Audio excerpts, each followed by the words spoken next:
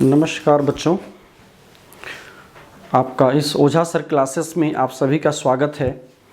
जैसा कि आपको पता है कि अभी हम लोग टेक्स्ट बुक क्लास 10th का सेमुशी भाग 2 अभी चला रहे हैं।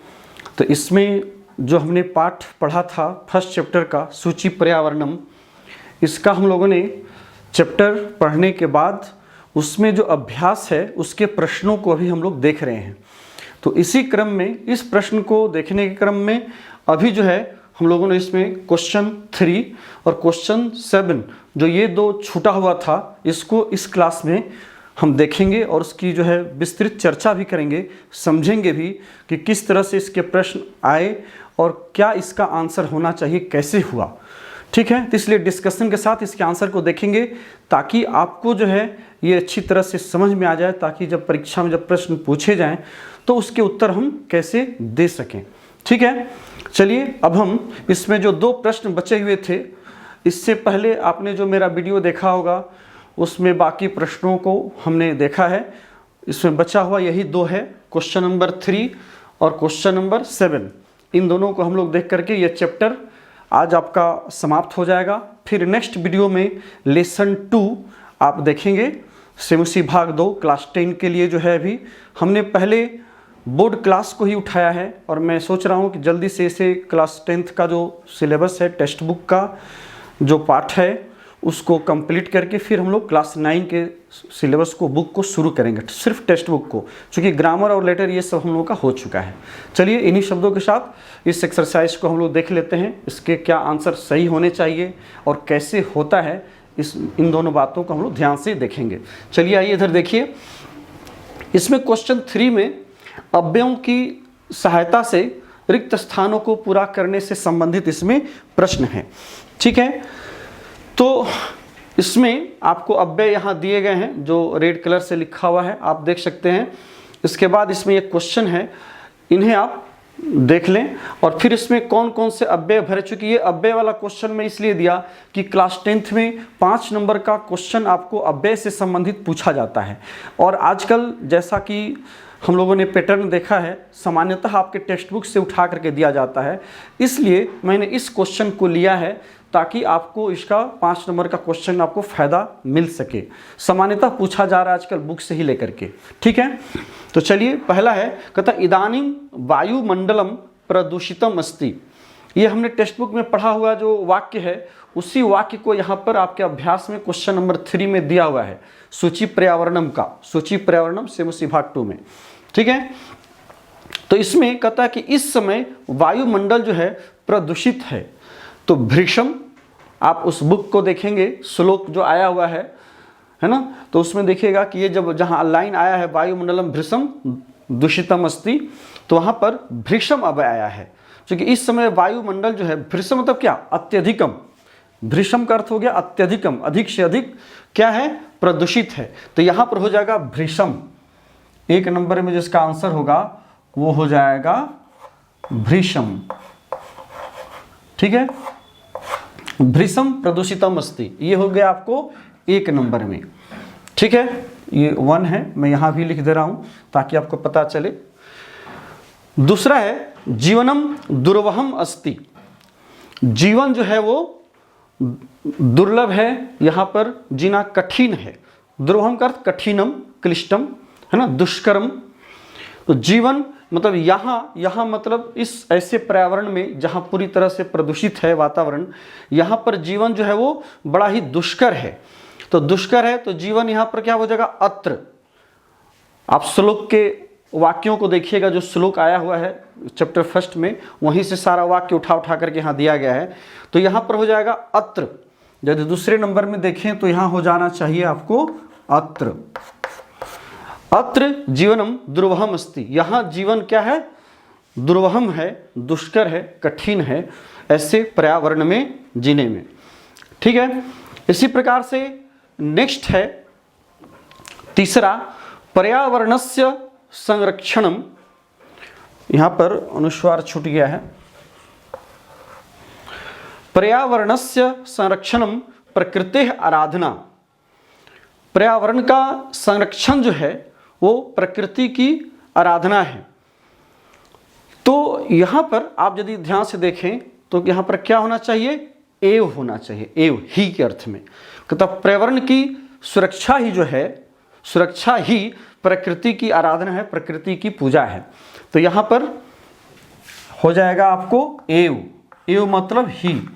अव्यय भरने का एक तरीका ये भी है कि जो छात्र हैं उन्हें मैं एक तरह से मैं छोटा सा मैं कुछ उनको मैं एक ट्रिक देना चाहता हूँ कि जिन जिन अव्ययों को आप भरते हैं उनको आप यहाँ से चाहें तो क्रॉस कर सकते हैं, ठीक है, या मार्क कर सकते हैं ताकि आपको पता चल जाए कि कौन कौन से आपने अव्यय को भर लिया है। तो जितना ही कम अव्यय होगा उतना ही आपको सही खाली स्थानों को, रिक्त स्थानों को भरने में आपको सुविधा होगी। तो इस प्रकार से देखिए अत्र भी हो गया है ना, एव भी हो गया है ना, तो 3 तो हो गए। अब बचे कौन सा, एक बच गया सदा, बहि, यत्र और तत्र, ठीक है। चलिए आगे देखते हैं बाकी अव्ययों में से कौन कौन सा कहाँ भरा जाएगा। फिर है समयस्य सदुपयोग करणीय, समय का सदुपयोग करना चाहिए, इससे पहले खाली स्थान है, आप देख सकते हैं 4 में यहाँ पर, तो क्या हो जाना चाहिए, सदा, यहाँ पर हो जाएगा सदा, मतलब हमेशा ही, सदा समयस्य सदुपयोग करणीय, हमेशा ही समय का सदुपयोग करना चाहिए।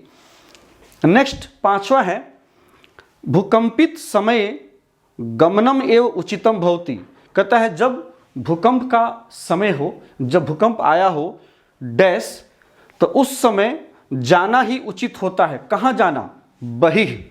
यहाँ पर ध्यान दीजिए, यदि आप घर में हैं और यदि भूकंप की स्थिति होती है तो उस समय घर से बाहर जाना आपके लिए ज़्यादा समुचित होता है, ज़्यादा उचित होता है। वही बात यहाँ वाक्य के माध्यम से कहा जा रहा है।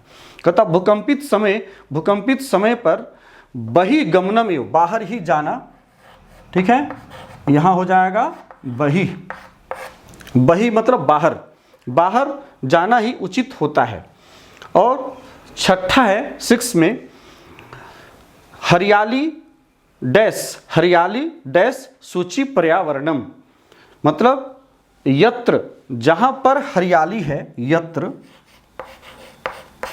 जहां हरियाली है, तत्र वहीं पवित्र पर्यावरण है, तत्र सूची पर्यावरणम, वहीं पर पवित्र पर्यावरण है, जहां पर हरा भरा पेड़ पौधों से घिरा हुआ प्रकृति का जहां गोद है, वहीं पर जो है वास्तव में पवित्र पर्यावरण है, स्वच्छ पर्यावरण है। ये हमारा जो है ये अव्यय वाला प्रकरण था क्वेश्चन नंबर 3 से।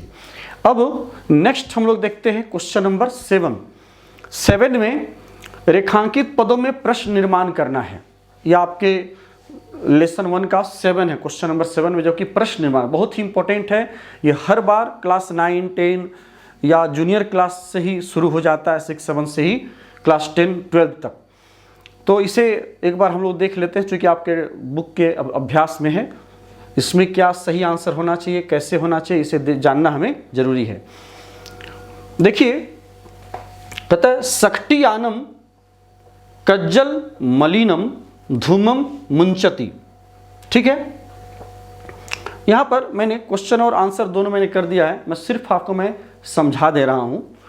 कहता सक्टियानम कज्जल मलिनम धूमम मुंचति, कहता सक्टियानम मतलब जो गाड़ियाँ हैं उसके जो काजल के समान जो मलिन धुएं हैं उसको छोड़ती हैं, ठीक है, धूमम मुंचति, धुएं को छोड़ती है। तो कैसे धुएं को छोड़ती है, यहाँ पर देखिए विशेषण के रूप में यूज हुआ है कज्जल मलिनम, काजल के समान काला, ठीक है। तो ये कज्जल मलिनम जो है ये धूमम का विशेषण है। तो आपको पता है कि जब भी कोई विशेषण का जब प्रयोग करते हैं तो उसके लिए हम लोग संस्कृत में कीदृश शब्द का प्रयोग करते हैं। आप यदि मेरे प्रश्न निर्माण वाले वीडियो को देखिएगा तो मैंने बड़ा ही वहाँ विस्तार से बताया है प्रश्न निर्माण में कि किस किस तरह से प्रश्न निर्माण में किस किस तरह के शब्द होते हैं, तो वहाँ पर प्रश्नवाचक के लिए कैसे शब्दों को हमें रखना चाहिए, उन सभी विषयों का मैंने बड़ा ही बृहद स्तर से मैंने उसमें चर्चा किया है। और हमें लगता है कि यदि उसे आप देख लें तो आपको प्रश्न निर्माण में कोई डाउट या कन्फ्यूजन नहीं रह जाएगा, कहीं से आपको अलग से मदद लेने की जरूरत नहीं है। तो यहाँ भी देखिए कज्जल मलिनम, यहाँ पर धूमम का विशेषण है और नपुंसक लिंग में है और एक वचन में है, इसलिए इसका जो सही आंसर हुआ वो हो गया कीदृशम। ठीक है, वो सही इसका आंसर क्या हो गया, कीदृशम हो गया। आंसर को व्हाइट से लिखा गया है, यहां ध्यान दीजिएगा। तो कहता शक्तियानम कीदृशम धूमम मुंचती। ठीक है, कीदृशम मतलब कैसा। जो कीदृश शब्द हो गया, कीदृशः पुल्लिंग में होता है, कीदृशी नदी की तरह रूप होता है, ये स्त्रीलिंग में होता है, और कीदृशम नपुंसक लिंग में होता है जिसका रूप फल की तरह चलता है, फलम फले फलानी, कीदृशम कीदृशे कीदृशानी। ठीक है, तो यहां पर कीदृशम इसलिए हो गया क्योंकि कज्जल मलिनम नपुंसक लिंग शब्द है और विशेषण है। यदि कोई संज्ञा होता तब यहां पर हम लोग कीदृशम नहीं देते, फिर उसके लिए हम लोग किम का शब्द रूप नपुंसक लिंग में चलाते। ठीक है, चलिए अगला हम लोग देखते हैं ख। कहता पक्षी नाम कलरव चेता प्रसादयति। पक्षियों का जो कलरव है, कलरव कहते हैं पक्षियों के चहचहाहट को, पक्षियों की जो बोली है, जो वाणी है, उसको हम लोग कलरव कहते हैं। कहता कि पक्षियों का जो कलरव है, पक्षियों की जो शब्द है, उसकी जो ध्वनियां हैं वो मन को प्रसन्न करती है, चेता प्रसादयति। तो यहाँ पर देखिए पक्षी नाम में षष्ठी बहुवचन है। ठीक है, षष्ठी बहुवचन है, तो चूंकि पक्षी शब्द संज्ञा है तो संज्ञा के लिए हम लोगों को किम का शब्द रूप चलाना चाहिए, और किम का शब्द रूप उसी विभक्ति के उसी वचन में लेकर के जाना चाहिए जिस विभक्ति के जिस वचन में उसकी संज्ञा हो। तो यहाँ पर पक्षी नाम पुल्लिंग शब्द है और षष्ठी के बहुवचन में है, इसलिए किम का भी शब्द रूप हमने चलाया और पुल्लिंग में षष्ठी के बहुवचन में लेकर के चले गए, सो हो गया के साम। पक्षी नाम षष्ठी बहुवचन पुल्लिंग, किम का षष्ठी बहुवचन पुल्लिंग में, कह कौ के कम कौ कान केन काभ्याम कही कस्मै काभ्याम केभ्यः कस्मात् काभ्याम केभ्यः कस्य कयोः केसाम, षष्ठी बहुवचन में केसाम हो गया। तो केसाम कलरव चेतः प्रसादयति, किसके कलरव जो है चित्त को प्रसन्न करते हैं। तो इसका उत्तर निकल के क्या आएगा, पक्षियों का कलरव, पक्षियों की जो ध्वनि है, पक्षियों का जो चहचहाहट है वो मन को प्रसन्न करती है। अगला ग है, कहता है कि लता तरु गुल्माह प्रस्तर तले पिष्टाः सन्ति। एक चीज ध्यान दीजिएगा कि जो भी आप आंसर बनाते हैं लास्ट में प्रश्नवाचक चिन्ह आपको देना बहुत जरूरी होता है। पूरे वाक्यों को लिख दीजिए, जो शब्द प्रश्न निर्माण के लिए आया है उसको भी अंडरलाइन करना चाहिए, क्योंकि आपके क्वेश्चन वाले में देखिए अंडरलाइन किया हुआ है। तो इसलिए इसके जो आप आंसर करते हैं प्रश्नवाचक शब्द जो देते हैं तो उसको अंडरलाइन करना चाहिए और लास्ट में फिर क्वेश्चन मार्क देना चाहिए, ये जरूरी है। ठीक है, अब चलिए आइए फिर इसी प्रकार से यहाँ देख ख में भी केसाम को अंडरलाइन किया और लास्ट में क्वेश्चन मार्क हमने दिया है। यदि आप क्वेश्चन मार्क को नहीं देते हैं तो आपका हाफ मार्क्स निश्चित रूप से कट जाएगा। कोई भी टीचर कॉपी आपका बोर्ड का जब चेक करेंगे तो हाफ मार्क्स वो काट सकते हैं, इसमें कहीं कोई दो मत नहीं है। इसलिए यदि आप अपने मार्क्स को बचाना चाहते हैं तो इन चीज़ों को आपको याद रखना बहुत ज़रूरी है। सही रूप को आपको देना है, सही शब्द को भरना है। पूरे वाक्य को आप लिख सकते हैं तो पूरा लिख लीजिए, लिख ही देना चाहिए। कुछ बच्चे क्या करते हैं कि सिर्फ एक एक शब्द को लिख देते हैं, केसाम, कीदृशम, है ना, कम, कह और क्वेश्चन मार्क लगा देते हैं। नियमतः पूरा वाक्य लिखना चाहिए, और जो आप प्रश्नवाचक शब्द दे रहे हैं, चाहे किम दे रहे हैं, कह दे रहे हैं या केन दे रहे हैं, पूरा वाक्य लिखिए, फिर लास्ट में क्वेश्चन मार्क दीजिए प्रश्नवाचक शब्द के साथ साथ। नेक्स्ट ग में हम लोग देखते हैं लता तरु गुल्माह। कहता है कि लताएं, वृक्ष और जो झाड़ियां हैं वो कहीं पत्थर के नीचे पिस न जाएं। तो क्या पत्थर के तरह पिस जाए, तो यहाँ पर देखिए गुल्म शब्द है जो पुल्लिंग है, संज्ञा हो गया झाड़ी, है ना। तो ये पुल्लिंग है और प्रथमा के बहुवचन में है, गुल्माह, गुल्मह, गुल्मो, गुल्माह। बालक की तरह गुल्म का रूप चलेगा जिसका अर्थ झाड़ी होता है। पुल्लिंग शब्द है, औकारांत है, बालक की तरह रूप होगा।